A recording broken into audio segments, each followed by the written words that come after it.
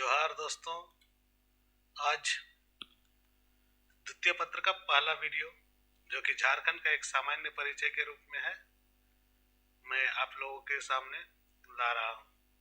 अभी तक आप सभी ने सब्सक्राइब अगर नहीं किया है तो कर ले इस चैनल को, क्योंकि अब नॉन स्टॉप वीडियोज आपको मिलते रहेंगे जब तक एग्जाम ना हो जाए। और प्रारंभिक परीक्षा के साथ साथ मुख्य परीक्षा के लिए भी वीडियोज बनाए जा रहे हैं और सारे वीडियोज आपको समय पर मिलते रहेंगे। चलिए, झारखंड लोक सेवा आयोग को ध्यान में रखते हुए मैं आप लोगों के लिए झारखंड एक सामान्य परिचय क्या है, राज्य कब बना और इसका भौगोलिक क्या है, इसका जलवायु क्या है, इस बारे में एक ओवरव्यू देता हूं, ताकि आप आगे जो वीडियो जाएंगे उसको आशा कर सकते हैं। चलिए पहले परिचय जानते हैं कि झारखंड है क्या। भारतीय संघ का 28वां राज्य के रूप में झारखंड का निर्माण हुआ। यह बिहार पुनर्गठन अधिनियम द्वारा 15 नवंबर 2000 को अस्तित्व में आया। महान भगवान बिरसा मुंडा की जयंती की तिथि को ही इसका स्थापना दिवस भी मनाया जाता है। 15 नवंबर को बिरसा मुंडा का जन्म हुआ था उलीहातू में, जो कि हम आगे पढ़ेंगे। झारखंड अपने समृद्ध खनिज संसाधनों जैसे यूरेनियम, माइका, बॉक्साइट, ग्रेनाइट, सोना, चांदी, graphite, magnetite, dolomite, fire clay, quartzite, feldspar तथा कोयला, तांबा, लोहा के लिए प्रसिद्ध है। आपको बता दें कि भारत में कुल उत्पादन का 32% कोयले का उत्पादन सिर्फ झारखंड में होता है और तांबे में 25% योगदान देता है। भारत का सभी राज्यों के भांति झारखंड का वन विस्तार भी बहुत अधिक है। वन और वुडलैंड राज्य के 29% से अधिक पर कब्जा करते हैं, जो कि भारत में सबसे अधिक है। यानी कि झारखंड एक ऐसा प्रदेश है जो हरा भरा प्रदेश है। यहाँ की भूमि में 29% वन है, जो कि बढ़ते ही जा रहे हैं। अभी हाल ही में मुख्यमंत्री श्री हेमंत सोरेन जी ने हमारा नया राज्य चिन्ह का या लोगो को हमारे सामने रखा है। इसके पहले आपने पढ़ा था कि 4J के बीच में जो अशोक चक्र हुआ करता था वही झारखंड का लोगो था, परंतु अब ये लोगो चेंज हो गया है। जो हमारा राज्य का चिन्ह है वो चेंज हो गया है। इसमें क्या है, पहला चक्र में गवर्नमेंट ऑफ झारखंड लिखा हुआ है, दूसरे चक्र में हमारा राज्य के पशु हाथी का चित्रण है, तीसरे चक्र में जो गोलाकार है उसमें हमारे राष्ट्र के पुष्प जो है पलाश का चिन्ह है, और सबसे भीतर के चक्र में हमारी संस्कृति को प्रदर्शित करने वाली हमारे आदिवासी संस्कृति का धोतक नृत्य करती महिलाओं का चित्र है, और अंत में अशोक स्तंभ जिसका नीचे लिखा हुआ सत्यमेव जयते है। यह हमारा राज्य का चिन्ह है। हमारा राज्य के पशु हाथी है, जिसे एलिफस मैक्सिमस सिग्नस कहा जाता है। इसका वैज्ञानिक नाम है एलिफस मैक्सिमस सिग्नस। राज्य का पक्षी कोयल है। इनका वैज्ञानिक नाम ईडोनोइडिस स्कोलोपेसस है। राजकीय वृक्ष साल है, मिस्टेक से सैला लिखा गया है, साल है, जिसका वैज्ञानिक नाम सोरिया रोबस्टा है। और राज्य का राजकीय पुष्प जो है वो पलाश है। इसे बुटिया मोनोस्पर्मा कहता है। कहा जाता है। यह पुष्प, यह चिन्ह और पशु पक्षी झारखंड में बहुतायत में पाए जाते हैं।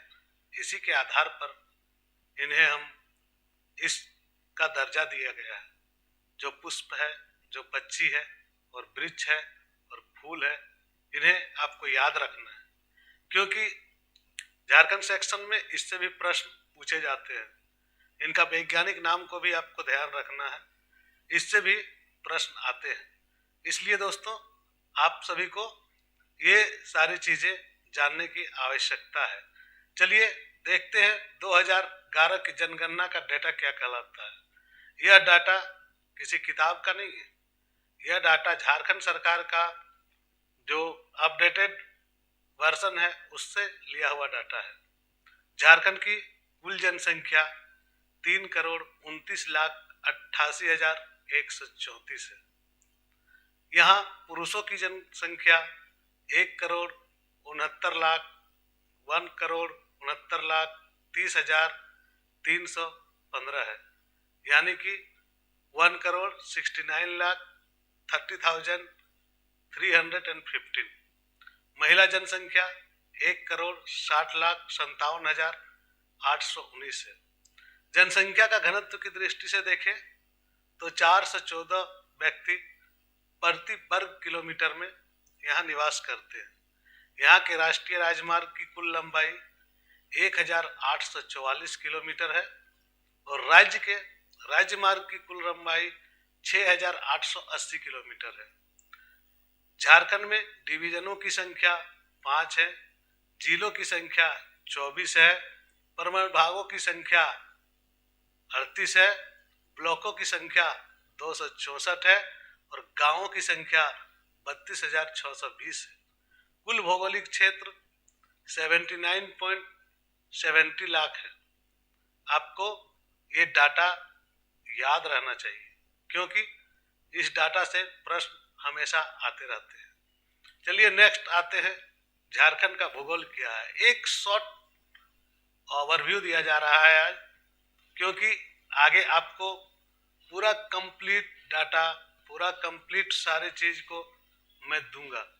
इसलिए आपको आज मैं फर्स्ट वीडियो है क्लास से रिलेटेड, जो झारखंड द्वितीय पत्र है, इसलिए इसमें एक ओवरव्यू आपके सामने मैं रख रहा हूँ।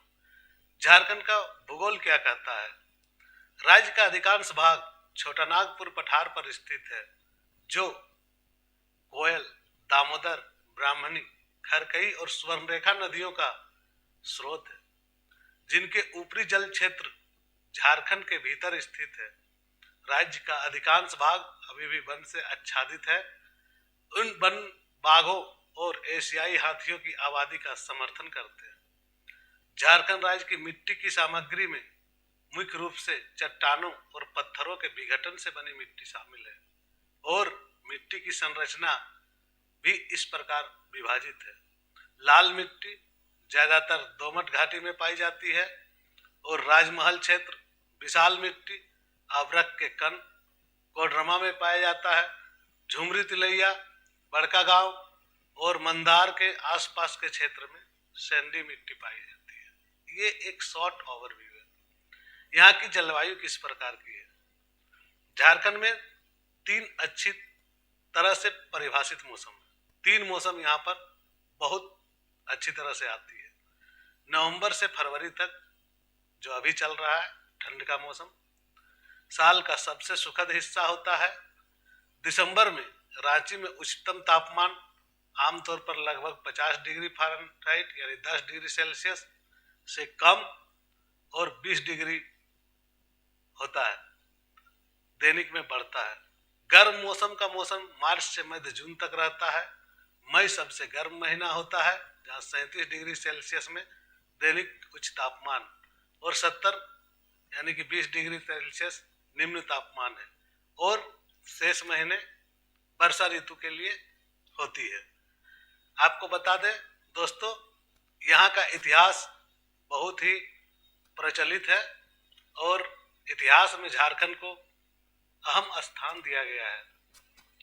यह क्षेत्र ऐतिहासिक दृष्टिकोण से जो है बहुत ही प्राचीन कालीन है और इसके बारे में हम इस प्रकार से बता सकते हैं। यह क्षेत्र पहाड़ियों और जंगलों में फैला हुआ है जो लोगों के एक बड़े हिस्से के लिए दुर्गम है। इस राज्य की जनजातियां हजारों वर्षों से यहाँ रह रही है और पिछले कुछ दशकों में वर्षों से उनके जीवन और संस्कृति में बहुत कुछ नहीं बदला है। अब कई विद्वानों का मानना है कि झारखंड राज्य में जनजातियों द्वारा इस्तेमाल की जाने वाली भाषा हड़प्पा लोगों द्वारा इस्तेमाल की जाने वाली भाषा के समान है। इसके कारण इन जनजातियों द्वारा उपयोग किए गए जाने वाले शैल चित्रों और भाषा का उपयोग करते हुए हड़प्पा शिलालेखों का निस्तारण में बड़ी रुचि पैदा हुई है। वैदिक युग के एक बड़े हिस्से के लिए झारखंड अस्पष्ट बना रहा है। यहाँ पर कोई प्रमाण नहीं मिलता है।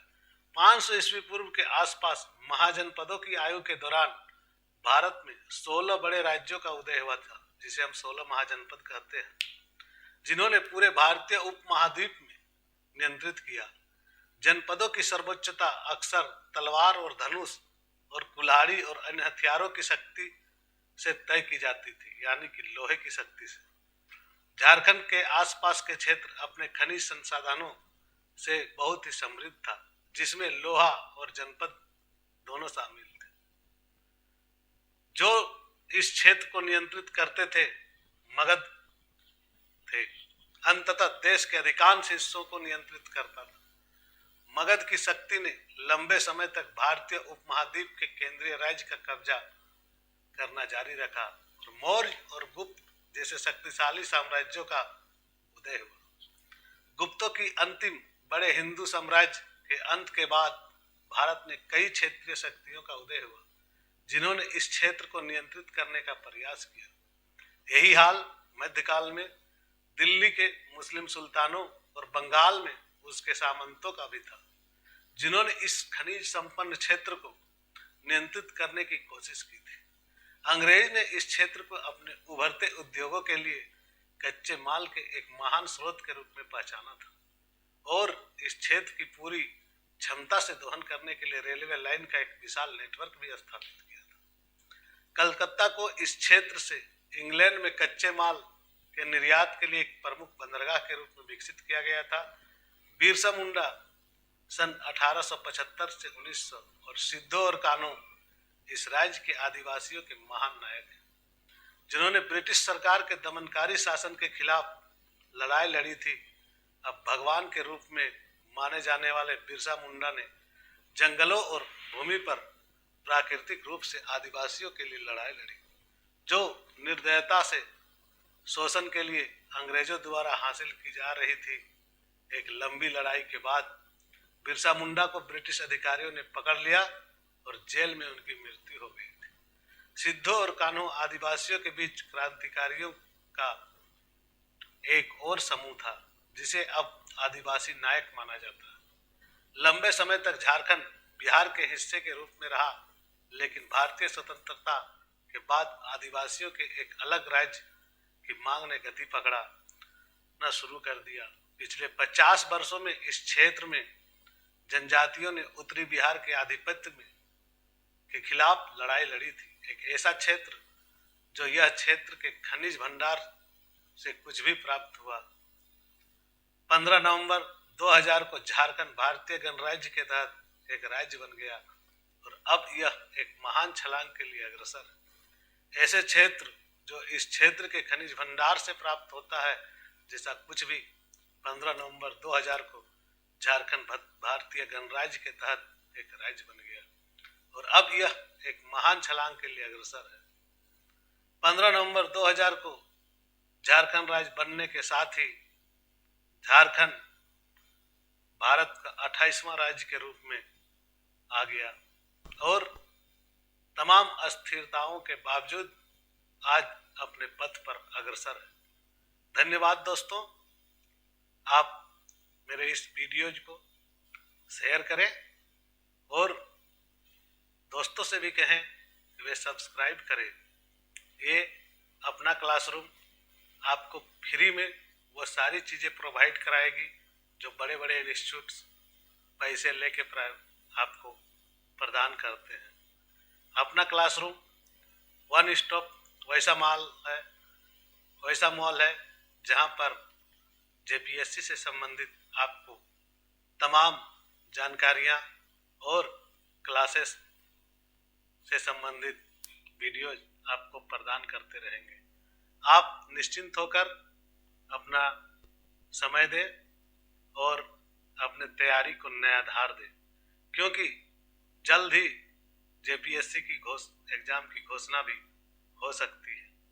और तब तक आप लोग एक काम करें, इस वीडियो को अपने दोस्तों तक शेयर करें और उन्हें भी ये बताने का कोशिश करें कि यहाँ आपको कोई फी नहीं देनी है, यहाँ पर आपको सिर्फ समय देनी है और पढ़ाई करनी है।